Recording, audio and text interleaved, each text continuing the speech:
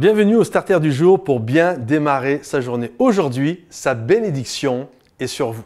Il y a une histoire dans la Bible que j'aime beaucoup, c'est cette histoire d'Isaac. Isaac, à un moment donné, va se retrouver dans un endroit et la Bible nous dit qu'il va tellement être béni que les habitants du coin vont être inquiets. Et là, ils vont lui boucher ses puits, ils vont lui chercher querelle et à tel point que le roi du pays va demander à Isaac de partir. Et là, on aurait pu s'attendre à ce que Isaac se rebelle. Il était devenu plus puissant que le roi, mais Isaac ne va pas faire d'histoire, puis il va partir. Et lorsqu'il va arriver à un autre endroit, la Bible nous dit qu'il va creuser un nouveau puits, et puis on va lui faire des histoires de nouveau, et il va appeler ce puits conflit. Et il va partir, il va aller dans un autre endroit, puis il va creuser un autre puits, et il va encore trouver, c'est à chaque fois le jackpot, à chaque fois il est béni, il trouve encore de l'eau, et là on vient s'opposer à lui. Puis Isaac ne fait pas d'histoire, il part, et là il va se retrouver dans un nouvel endroit, il va creuser encore un puits, et bingo, Dieu le bénit, de nouveau il y a de l'eau, et il va appeler ce puits Rehoboth, qui veut dire large d'espace, parce que Dieu m'a mis au large de tous ces gens qui étaient jaloux, qui faisaient des oppositions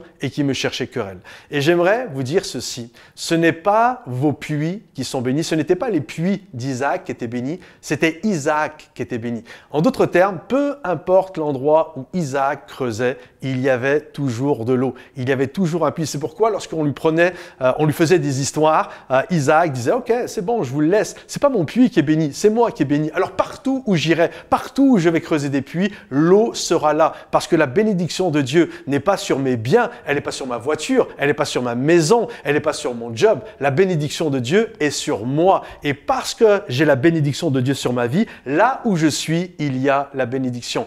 Alors j'aimerais t'encourager, mon ami, aujourd'hui, comprends que sa bénédiction est sur ta vie. Et c'est pour ça que Jésus dit, si quelqu'un veut ta chemise, donne-lui même ton manteau. C'est pas ta chemise qui est bénie, c'est pas ton manteau. Nous, des moments, on est là et on pense que c'est ça la bénédiction. Non, c'est toi qui es béni. Et parce que tu es béni, alors chemise, manteau, puits, voiture, peu importe, sa grâce est sur toi et Dieu veillera toujours à ce que sa bénédiction soit ton partage. Que Dieu te bénisse et à bientôt. Bye bye.